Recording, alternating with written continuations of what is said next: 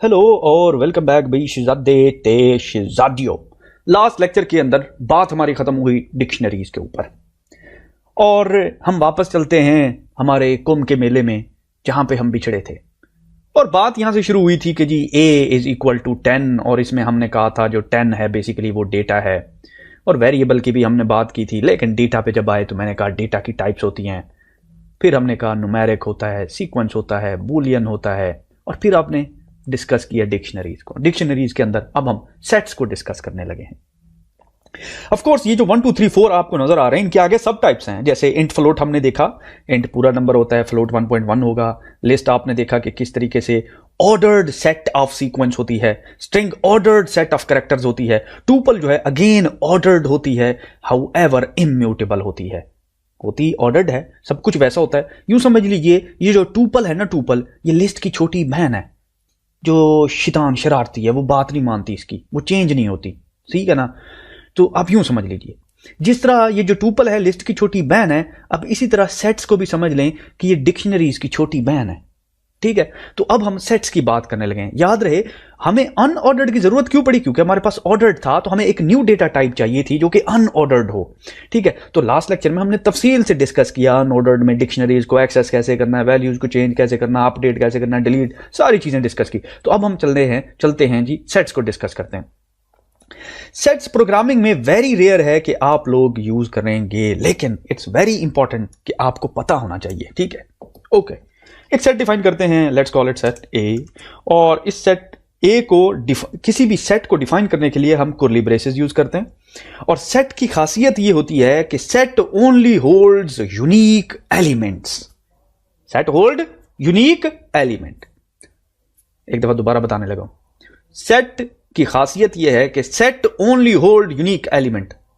अब आप गए होल्ड करता है तो करता रहे, मैं उसको डबल दूंगा नो प्रॉब्लम, मैं उसको डुप्लीकेट एंट्रीज दूंगा नहीं। अगर आप डुप्लीकेट भी देंगे तो वो आपकी डुप्लीकेट एंट्रीज को बाहर फेंक देगा। जिस तरह मिर्जा गालिब को उसके महबूब ने बाहर फेंका, मिर्जा गालिब ने कहा कि मैंने कहा कि बज़्म नाज चाहिए गैर से तही, सुन के सितम जरीफ ने मुझको उठा दिया कि यूं। यानी कि उसने कहा महबूब तेरी महफिल में गैर बंदे बैठते उनको ना बैठने दे। उसने कहा मिर्जा गालिब तू गैर है मेरी महफिल में, इधर से दबा हो जा। तो एग्जैक्टली सेट यही काम करता है। अब जरा आपने गौर करना है, मैं कहता हूं ए कामा, तो मैंने दो बेसिकली सेट्स ए और बी डिफाइन किए, उनके अंदर A B B D A और फिर X V C X B कुछ रैंडम एलिमेंट्स डाल दिए। अब आपने जरा गौर करना है, अगर मैं इनको प्रिंट कराता हूं ए को और इसी तरह प्रिंट कराता हूं बी को, तो आपने गौर करना है कि ये क्या प्रिंट करता है। लेफ्ट साइड पे आते हैं तो इसने, आपने गौर किया कि इसने इसमें से सिर्फ यूनिक एंट्रीज को प्रिंट कराया। ए अगर 2 दफा रिपीट हुआ तो उसने उसको डिस्कार्ड कर दिया, उसने कहा सिर्फ मैंने एक कॉपी रखनी है, ज्यादा नहीं। तो बी डी ए रह गया इसमें, क्योंकि बी 2 दफा आया उसने बी 1 दफा ले लिया, ए 2 दफा आया 1 दफा ले लिया और डी 1 दफा था तो 1 दफा, और बाकी में भी सेकंड सेट में भी ऐसा ही हुआ। Excellent.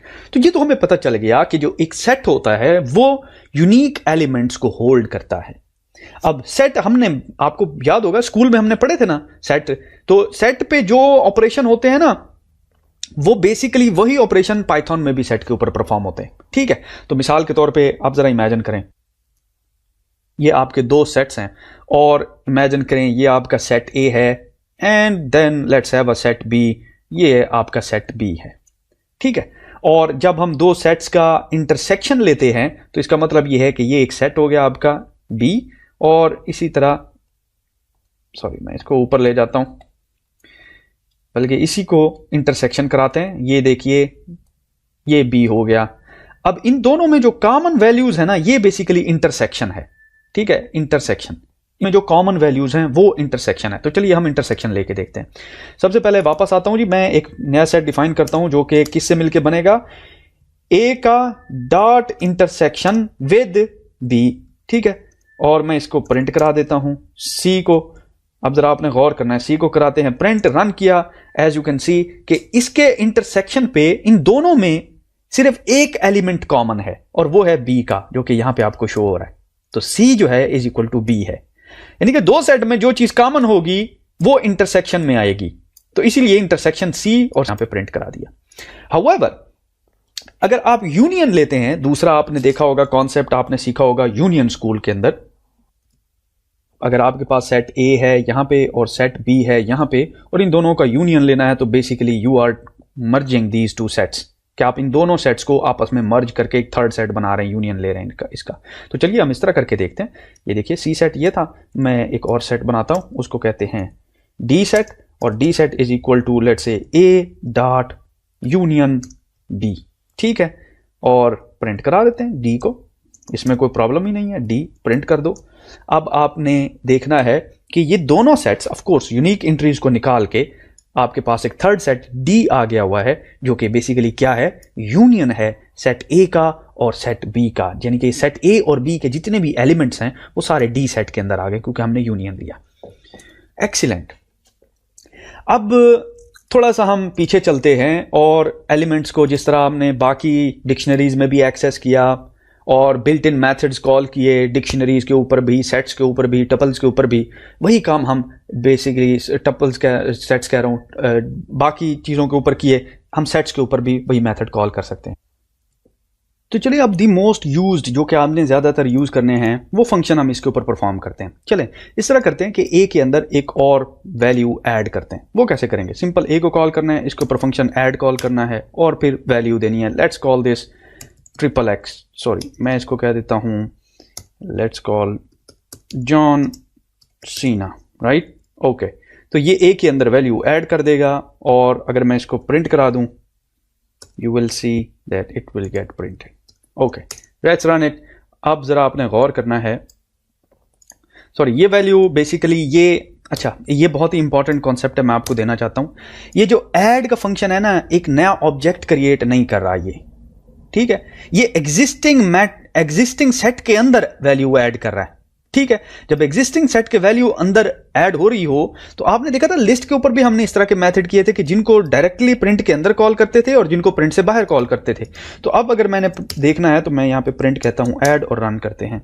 As you can see अब जॉन सीना जो है यहां पे आ गया हुआ है, ठीक है। अब एक चीज आपने गौर करनी है कि जॉन सीना हमारी मर्जी की जगह पे नहीं आया, जॉन सीना वहां पे आया जहां पे पाइथन ने इसको सही समझा। और क्यों, ऐसा क्यों हुआ? ऐसा इसलिए हुआ कि ये अनऑर्डर्ड है, इसका कोई ऑर्डर नहीं है, इसलिए पाइथन को इसकी कोई जरूरत नहीं है कि 0 पे एक एलिमेंट को रखे, 1 पे दूसरे एलिमेंट को रखे, 2 पे तीसरे को रखे, जरूरत ही नहीं है पाइथन को। क्यों? बाय डेफिनेशन सेट अनऑर्डर्ड है, इसलिए पाइथन जहां पे मेमोरी वाइज एफिशिएंट समझेगा वहां पे इसको रख देगा। चलें, ये तो ऐड किया आपने, हम सेट को अपडेट भी कर सकते हैं। मिसाल के तौर पे ये देखिए, मैं कहता हूं a dot update, of course update with let's call John 2, right. Run करते हैं, ए को प्रिंट किया, तो आपने ज़रा गौर करना है कि ये जॉन सीना के बाद जॉन बेसिकली ऐड हो गया हुआ है और मैंने इसको गलत तरीके से इनपुट दिया है। उसकी रीज़न ये है कि हमने इसको लिस्ट के तौर पे एज ए जॉन 2 देना है, राइट। क्योंकि देखें वैल्यू उसने जॉन के लिए ली, जे भी है, ओ भी है, एच भी है, एन भी है, लेकिन क्योंकि ये अनऑर्डर्ड है तो उसने क्या किया, इन सबको तोड़ के अपनी जिधर जगह थी उधर उसने डाल दिया इसको। मैं इसको दोबारा रन करता हूं, अब ये देखिए ये जॉन आ गया हुआ है। तो ये बहुत ही इंपॉर्टेंट चीज़ है, it's a blessing in disguise, ठीक है। चलें जी, ऐड कर दिया हमने, अपडेट कर लिया। ऑफ कोर्स हम इसकी लेंथ मालूम कर सकते हैं, पॉप कर सकते हैं, रिमूव कर सकते हैं। अब जरा देखिए मैं इसको रिमूव करने लगा हूं, ए डॉट रिमूव का मेथड कॉल करते हैं। रिमूव क्या करना है, रिमूव ये जी जॉन 2 करना है, ठीक है। ये इसी लिस्ट को पकड़ते हैं, कंट्रोल सी करते हैं और मैं कहता हूँ ये जी जॉन 2 को रिमूव करना है। रन करते हैं, A2 में आया, सॉरी जॉन 2 को रिमूव करते हैं like this without list. Run किया, अब ये देखिए जॉन रिमूव हो गया हुआ है। अगर आप सीना को भी रिमूव करते हैं, जॉन सीना को, वापस आएंगे, ये देखिए ऊपर आपने ऐड किया था, यहाँ पे आपने इसको डाल देना है, तो ये रिमूव कर देगा, ठीक है। Excellent, okay. तो ये तो बहुत सी कॉमन सी चीज़ें हैं जो आपने बेसिकली परफॉर्म करनी है। रिमूव कर दिया, डिलीट कर दिया, इसी तरह आप डिलीट भी कर सकते हैं, ठीक है। अगर आपने इसकी लेंथ पता करनी हो कि इस ए के अंदर टोटल नंबर ऑफ एलिमेंट्स कितने हैं, तो आप लेन यूज़ कर सकते हैं। जब हम फॉर प्रोग्राम फ्लो कंट्रोल सीखेंगे ना और वाइल लूप और फॉर लूप यूज करेंगे, then we will talk about more advance feature के इनको एक्सेस करने के लिए किस तरीके से हम लूप्स को यूज कर सकते हैं।